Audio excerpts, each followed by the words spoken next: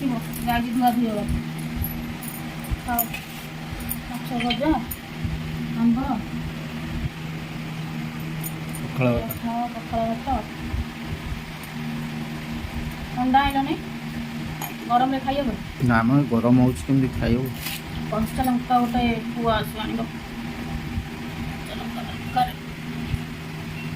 ମୋର ବି ଟିକେ ଅଣ୍ଡା ଆମଲେଟ୍ ଖାଇବାକୁ ଇଚ୍ଛା ଥିଲା ଯେ ଗରମ ସକାଶେ ଡର କରୁଛି।